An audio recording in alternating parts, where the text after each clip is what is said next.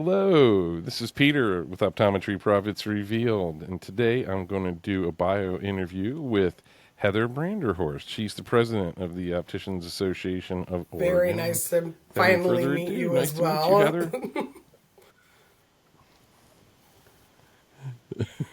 Yeah, we've been trying. It's good to connect. I really do appreciate it. You you've got 18 plus years in the industry, and we're going to talk about your journey a little bit in a second. But what made you Well, interested as a in lot of the opticianry? opticians in the state of Oregon, I kind of fell into opticianry not knowing what it was. And I fell in love with it, and it became very much a passion of mine. Right.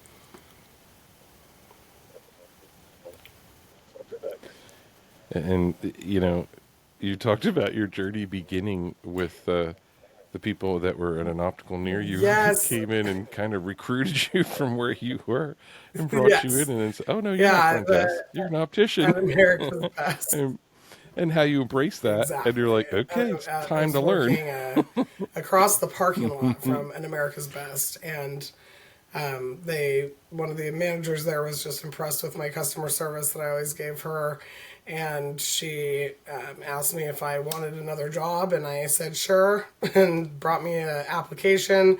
Came back a few days later, picked it up, and then the rest was history from there. I started as a front desk person. The second day I came in, oh, we're just going to make you an optician. I was like, well, I don't know what that is, but okay, teach me.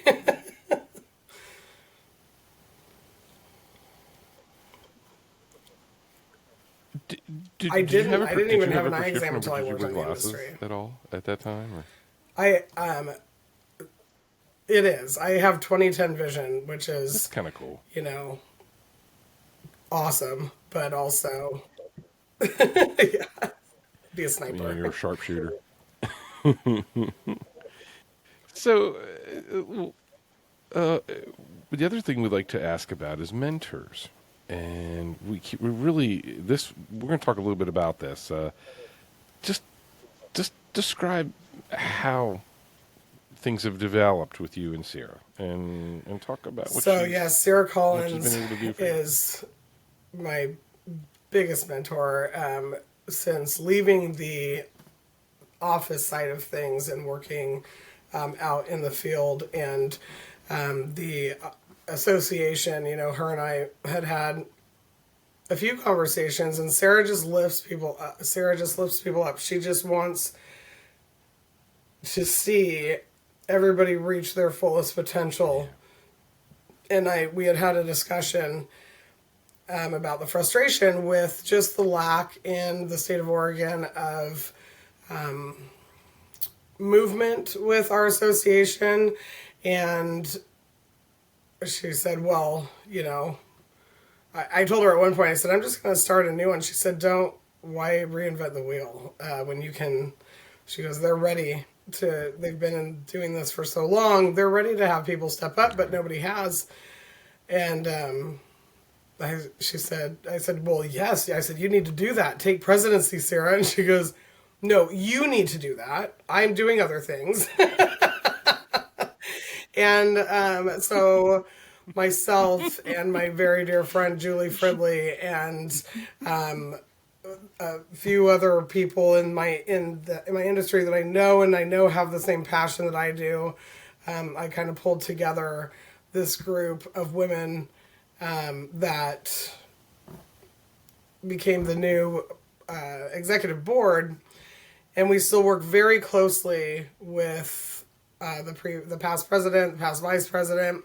They are still on our board, and thank goodness, because they've been in this longer than we have, and we have them as guides, and really are able to fall back on them. So we're really, really, really appreciate Robert Owen and Michael Hawkins immensely, because that's the past president and vice president, and they've been instrumental Mm-hmm. in keeping Mm-hmm. us, on track and helping us where we need help. Yep. Cheers. Yeah. The one thing I love about You can't say enough about the old guard that gives yeah, they give their time, they give their expertise, they give it away, They want it to work. They want a better life for every aspect of optician. Those that have stepped away and are still involved. Absolutely. I mean, that kind of says a lot. And I don't know, or for that matter, you know, people like Dr. McDonald He who's still has a hard not time stepping stepping away at all. away. And he's not involved in a hands-on. Yeah, yeah, and it's it it speaks to different things about what the pull is inside of you as an optician. But do you is there a specific story that you can think of in your years as an optician? It's kind of split between two different types of optometry, and we'll talk about that in just a moment. But do you have a story to share that kind of resonates potentially with new opticians? I have a lot of stories. Yeah, Exactly. yeah, we all do. It's That's exactly it. That's what, which ones because, do you want to tell? you Which know, ones are going to make it through? the Because the part of the field that I've spent the majority of my time in is the neuro-optometry part of the field. And when working with these patients, both developmentally and rehabilitatively, that side of things, you're working with people that are truly at the lowest point in their lives. A lot of these people that have had very traumatic things happen to them, acquired brain injuries, one way or another, and it really alters everything about who they are as a person. And the brain works so hard to see, and to when that communication between the eyes and the brain is interrupted, it's working so much harder, which means that all the brain's energy is going to their number one sense, their vision. This is how we navigate the world. It's our quality of life. But that means that the rest of their right, body, the brain doesn't have the energy to put into healing other factors of the brain and the body. So when working with these very, very unique patients, and knowing their struggles, because we as opticians are the ones that really spend the most amount of time with our patients. The doctors are doing the testing, but when it comes to a patient feeling heard and being encouraged and brought up, that is very right. much more the side that we as opticians get to have the privilege of being there for, and creating these relationships with patients.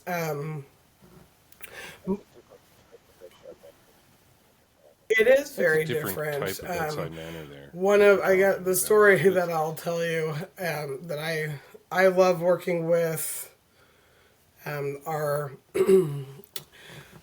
developmental. So I worked with all of the special needs kids, and we used to go. There was a doctor that I worked with. We used to go to a hospital here that has a center for medically fragile children, where the children there are actually residents. They need 24/7 round the clock care. They're not mobile. Most of them are nonverbal, and there's various things that have put them in that position, whether it be an accident or being born this way, fetal alcohol syndrome, all different things. okay, But we had one right. amazing patient Hmm. that I got to work with for 3 years.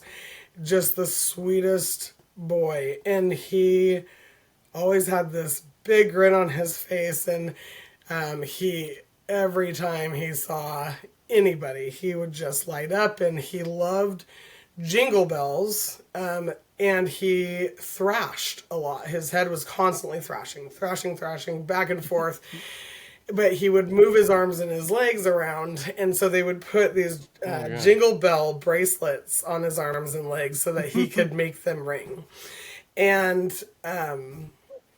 working with him, it's really hard for because we would go and do it on site in the hospital for them once a month, and working with a child as an eye doctor that was trying to get see inside of the back of their eye and flash the light, and they're thrashing their head around. It was something that just was Right. not a very easy thing to do. Right. Good luck. But this child No. loved my voice. And I have a very, very distinctive voice, but I would come up to him and I just adored him, and I'd hold his hand and I'd rub his arm and just talk to him very soothingly, and he would stop thrashing completely and just fixate, and the doctor was able to fully test. And I did his glasses and worked with him in different scenarios for those, but that is just the some of the places that we get to be in, the positions that we get to find ourselves as opticians, and the difference that we can make. Right. We are providers, we're an extension of the doctors, and there's so much opportunity for us to make hugely impactful differences in individuals' lives. And he was absolutely one of them that just holds my heart.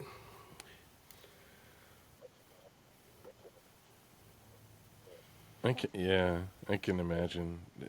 You know, just seeing a smile out of a child that brings a certain light into a room. It's yeah, I totally relate to that. That type of work is very different than the front end type. I think of traditional opticianry as we're looking at light coming into the eye and get it focused on the back of the eye, and you're going the other way. You're Exactly. going from the brain towards towards the eye. You're kind of reverse engineering this thing, and that's fascinating to me because I mean, obviously, we talked about vision therapy and how that connects to a lot of what you do, but what you were just talking about in terms of different brain situations that people are facing and what they're moving through. It brings together a different type of psychological element than it's a little more elaborate than just the pediatrics, for instances that the Daniel Kroll and I have talked about, and others. Not to belittle one way or the other, but what Yeah. you're talking about is medically different from the brain, and you're looking at it in a different way. I don't know. That kind of fascinates me, just to be able to do that. But you also explain how difficult it can be just to even get measurements from someone like him, and the bells.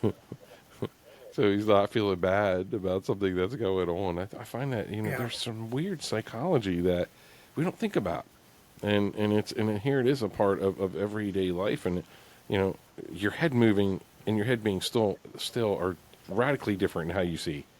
That's for sure. I mean, we know that.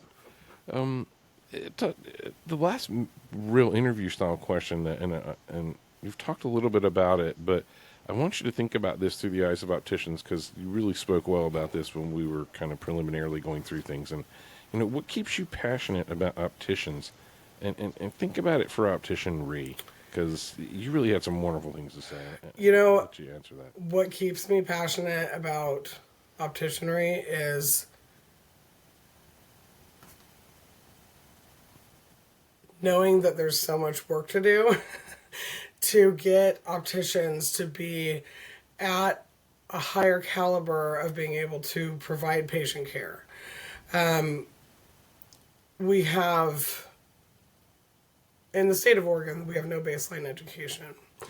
I'll tell you one hugely big piece that keeps me passionate.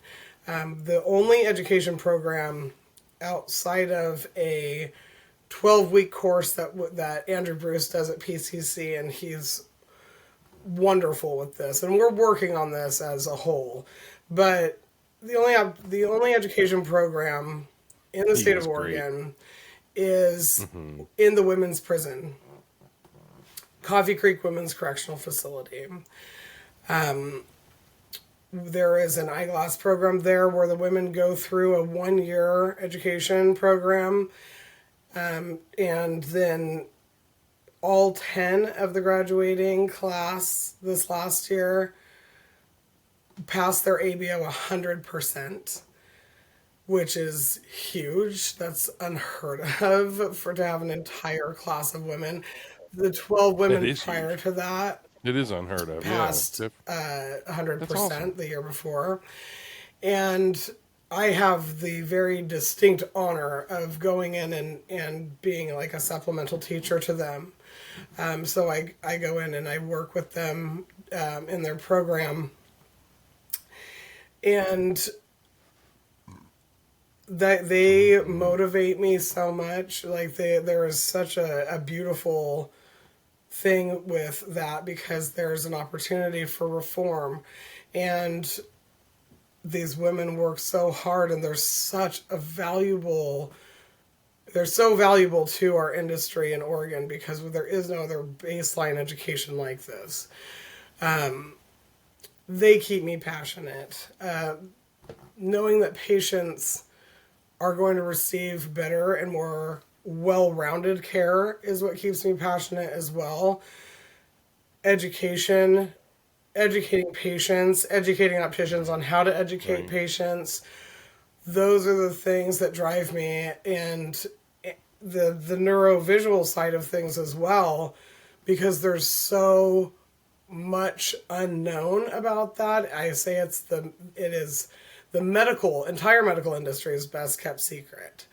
Because, you think about a traumatic brain injury patient and they're seeing a neurologist and they're seeing, a physical therapist, or they're seeing an occupational therapist, all these different Right. avenues, but it has to start with the eyes in order for the brain to be Right. able to give that energy in every other place. And Right. there's a lack of knowledge, and so that being able speaking about it honestly it keeps me passionate. There's many things that keep me passionate in this industry, but informing, educating. What you just said is so powerful. I mean, think about being able to offer, you know, a life venue where you're helping people see clearly to people that are coming out of, out of a bad situation. And who better to help you see clearly than somebody who's been down that road? And nobody needs to know or understand their past or whatever it may be. We understand all the stigmas associated with that, but in fact, I follow young woman on LinkedIn called Cherry Garcia, and she has a group called a company called Cornbread Hustle. She has two or three companies I think now, but that's the main one, and it is literally about Yes. employing people that are coming out of institutions. And here you've got not just an interest, but 100% on their exams. Oh my gosh! I mean, people passing at that level is just unheard of. Like you said, it's not that ABO is so overwhelmingly complicated, but there's some theory that you've got to understand. You've got to understand basic mathematics. These people got it, and they passed without necessarily having raw implementations Right. or apprenticeships under their fingertips as well. So you're offering opportunities to people that have a chance to rebuild their life, but nobody Mm. understands seeing clearly psychologically better than them. And so they're bringing a new message Absolutely, I into our agree with industry that, that and we need to I listen to I too. by no means But what a do this I is take this credit is for this is their powerful. passing. I get to come in and be a supplement, teacher for them, and discuss areas that they aren't Right. necessarily going to have in their curriculum, Right. but there is, they do this 5 days a week. They are in school and then working in a finishing lab, because this is also where this is. The finishing lab there Nice. Nice. is the one that does all of the eyewear for all 13 state penitentiaries AICs. And so they have hands-on experience with this as well. But the woman that designed this program and started the Nice. program 15, 16 years ago is a very, very dear friend Right. of mine named Callie Asbra. And she runs the Oregon Lions Sight and Hearing Foundation. And she is a phenomenal human being. And her curriculum is what gets these women passing at this rate. I very much am honored to be able to come in and work with them and encourage them and be a resource for them, That's both cool. in while being incarcerated, but also when they come out, because we have the relationships and connections in our industry. I want to, and I've told them this, like a huge part of utilizing my platform is talking about these women and what a resource they are, and being able to be a resource for them afterwards and help them get placed, and Right. just be a mentor, whatever it is that they need, because these are people that have already gone through a lot, and Right. they've done their time and they deserve the opportunity. And there's very much a white collar hiring mentality that I want to break.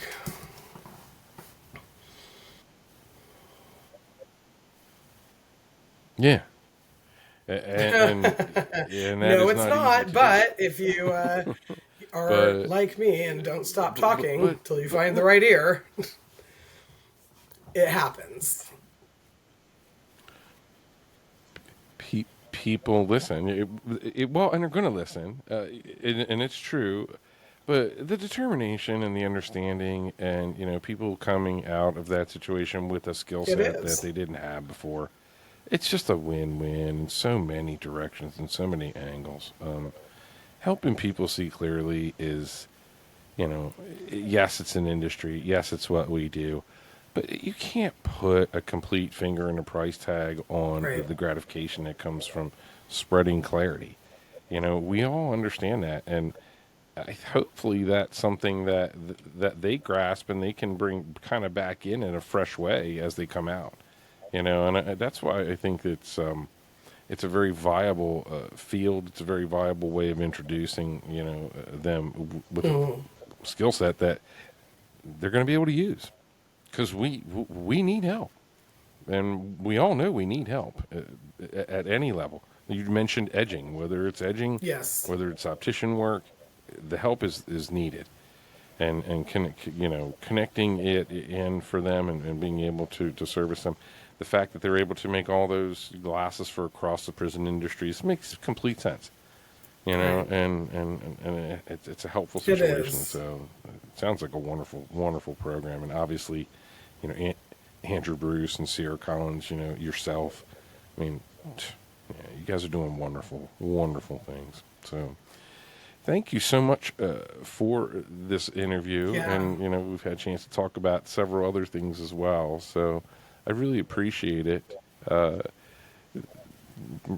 I think that as we move forward and we try to grow our associations, I believe that Sierra was correct. It's try to work within the framework of what we have and move forward, but certainly understand that we've got to expand our network out and be a little bit more warm and fuzzy to those that maybe don't even know we exist.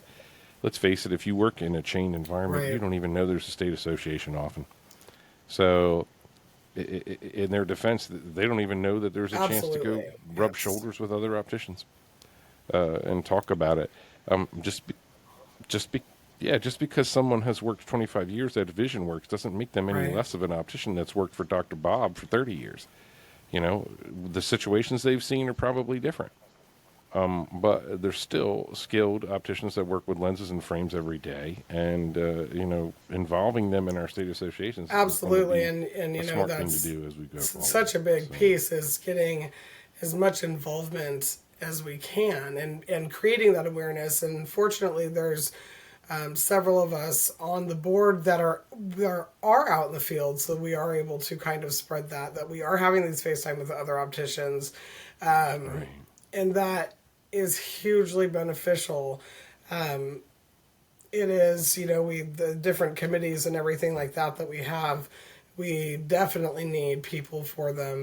We have a community outreach committee that we need to build up and statewide so that we have it in different areas, the point people that we can tap into to bring more of that community outreach, and bringing more education opportunities, virtual opportunities.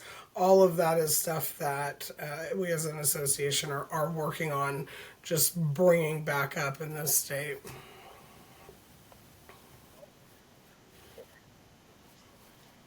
Right, and empowering opticians with 1099 opportunities to approach state groups and county groups and sell vision screeners and grow in different ways. I mean, there's a lot of different things that you can get involved with to plug in and get involved with the local municipalities to bring Yeah. activity back into what you're doing and awareness as well. So yeah, it's a win-win in so many places, no doubt. Thank you so much for this interview, Heather. I really appreciate it. This has been another bio interview of Optometry Profits Revealed. I'm your host, Peter Thank Andrew you. Precht. Thank you so much. Take good care.